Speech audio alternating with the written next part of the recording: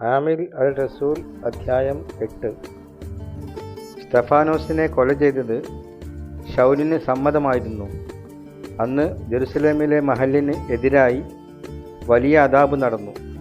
റസൂലുമാരൊഴികെ മറ്റെല്ലാവരും യഹൂദിയായുടെയും ശമരിയായുടെയും കരിയകളിലേക്ക് ചിതറിപ്പോയി.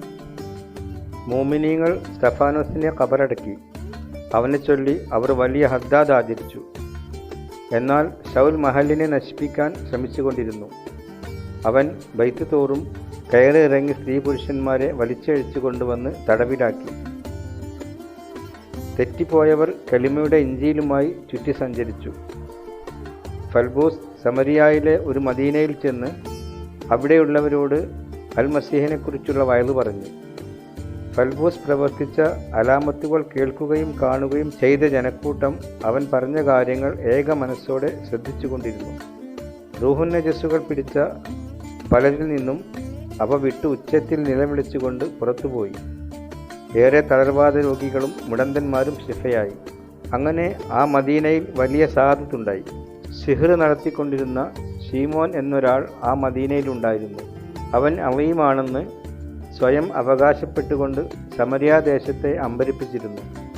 ചെറിയവർ മുതൽ വലിയവർ വരെ എല്ലാവരും അവൻ പറയുന്നത് കേട്ടു. അവർ പറഞ്ഞു, കൂവത്തുൽ അലീമത്ത് എന്ന് വിളിക്കപ്പെടുന്ന ഇലാഹുൽ അലീമാണ് ഈ മനുഷ്യൻ. ദീർഘകാലമായി സിഹ്ർ കൊണ്ട് അവരെ അമ്പരിപ്പിച്ചതിനാലാണ് എല്ലാവരും അയാളെ ശ്രദ്ധിച്ചത്. എന്നാൽ അള്ളാഹുവിൻ്റെ രാജ്യത്തെയും ഈസാ അൽ മസീഹിൻ്റെ നാമത്തെയും കുറിച്ചുള്ള ഇഞ്ചീലിൻ്റെ വയലു പറയുന്ന ഫൽബൂസിനെ അവർ വിശ്വസിച്ചപ്പോൾ പുരുഷന്മാരും സ്ത്രീകളും മഹ്മൂദിയ കബൂൽ ചെയ്തു.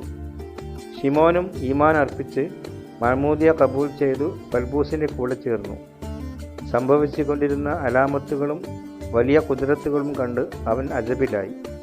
സമരിയക്കാർ അള്ളാഹുവിൻ്റെ കലിമ കബൂൽ ചെയ്തുവെന്ന് കേട്ടപ്പോൾ ജെറുസലേമിലുള്ള റസൂലുമാർ സഫ്വാനെയും യൂഹന്നെയും അവരുടെ ഖരീബിലേക്ക് അയച്ചു. അവർ ചെന്ന് അവിടെയുള്ളവർ റൂഹുൽ ഖുദ്ദൂസിനെ കബൂലാക്കേണ്ടതിന് അവർക്ക് വേണ്ടി ദുആ ചെയ്തു. കാരണം അതുവരെ റൂഹുൽ ഖുദ്ദൂസ് അവരിൽ ആരുടെയും മേൽ വന്നിരുന്നില്ല. അവർ റബ്ബായ ഈസയുടെ ഇസ്മിൽ മഹ്മൂദിയ കബൂലാക്കുക മാത്രമേ ചെയ്തിരുന്നുള്ളൂ. പിന്നീട് അവരുടെ മേൽ റസൂലുമാർ കൈകൾ വെച്ചു. അവർ റൂഹുൽ ഖുദ്ദൂസിനെ കബൂലാക്കുകയും ചെയ്തു. റസൂലുമാരുടെ കൈകൾ വെച്ചപ്പോൾ റൂഹുൽ ഖുദ്ദൂസ് ലഭിച്ചതു കണ്ടിട്ട് ശീമോൻ അവർക്ക് പണം നൽകിക്കൊണ്ട് പറഞ്ഞു, ഞാൻ ആരുടെയെങ്കിലും മേൽ കൈവച്ചാൽ അവർക്ക് റൂഹുൽ ഖുദ്ദൂസിനെ ലഭിക്കത്തക്ക വിധം ഈ കൂവത്ത് എനിക്കും തരുക. സഫ്വാൻ പറഞ്ഞു, നിന്റെ പണം നിന്നോടുകൂടെ നശിക്കട്ടെ.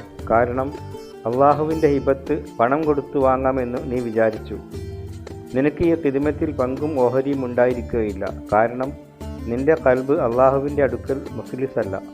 അതുകൊണ്ട് നിന്റെ ഈ ഷർറിനെക്കുറിച്ച് നീ തൗബ ചെയ്ത് റബ്ബിനോടും ദുആ ഇരക്കുക.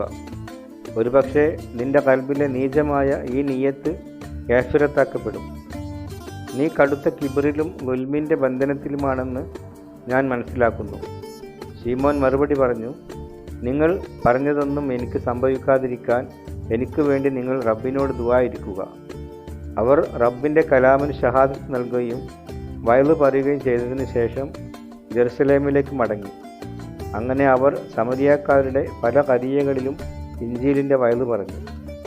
റബ്ബിൻ്റെ ഒരു മലക്ക് ഫൽബൂസിനോട് പറഞ്ഞു, എഴുന്നേറ്റ് തെക്കോട്ട് നടന്ന് ജെറുസലേമിൽ നിന്ന് ഗാസയിലേക്കുള്ള വഴിയിൽ പോകുക.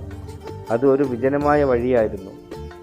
അവൻ എഴുന്നേറ്റ് യാത്ര തുടങ്ങിയപ്പോൾ എത്യോപ്യ മലിക്കത്തായ കന്താക്കയുടെ ധനകാര്യ വകുപ്പിൻ്റെ മുദീറായ എത്യോപ്യക്കാരനായ ഒരു ഷണ്ടൻ ജെറുസലേമിൽ ഇബാദത്ത് ചെയ്യാൻ പോയിട്ട് തിരിച്ചു വരികയായിരുന്നു. രഥത്തിലിരുന്ന് അവൻ യിശയ്യാ നബിയുടെ കിതാബ് ഖിറാഅത്ത് ചെയ്യുകയായിരുന്നു. റൂഹ് ഫൽബൂസിനോട് പറഞ്ഞു, ആ രഥത്തിൻ്റെ അടുത്ത് ചെന്ന് അതിനോട് ചേർന്ന് നടക്കുക. ഫൽബൂസ് അവൻ്റെ അടുത്ത് ഓടിയെത്തി.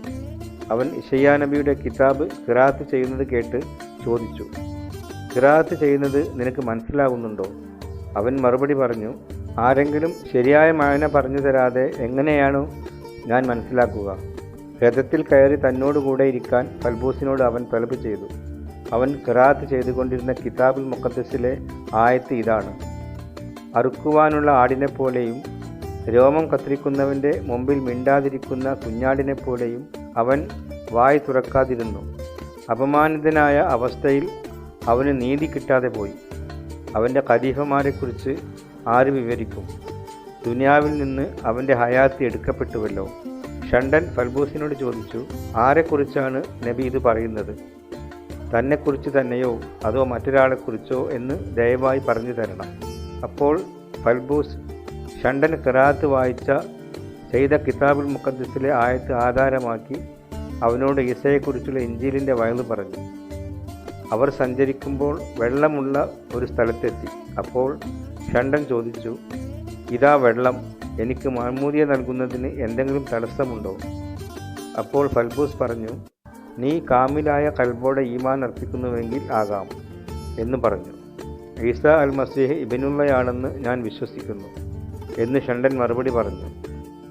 രഥം നിർത്താൻ ഫൽബൂസ് കൽപ്പിച്ചു. അവർ രണ്ടുപേരും വെള്ളത്തിലിറങ്ങി. ഫൽബൂസ് ഷണ്ടന് മഅ്മൂദിയ നൽകി. അവർ വെള്ളത്തിൽ നിന്ന് കയറിയപ്പോൾ റൂഹുൽ റബ്ബ് ഫൽബൂസിനെ എടുത്തുകൊണ്ടുപോയി. ഷണ്ടൻ അവനെ പിന്നെ കണ്ടില്ല. സഹാദത്തിലായി അവൻ യാത്ര തുടർന്നു. ഫൽബൂസിനെ പിന്നെ കണ്ടത് അസോത്തൂസിലാണ്. അവൻ എല്ലാ മദീനകളിലും ചുറ്റി സഞ്ചരിച്ച് ഇഞ്ചീലിനെ പറ്റിയുള്ള വയല് പറഞ്ഞുകൊണ്ട് കേസറിയായിലെത്തി.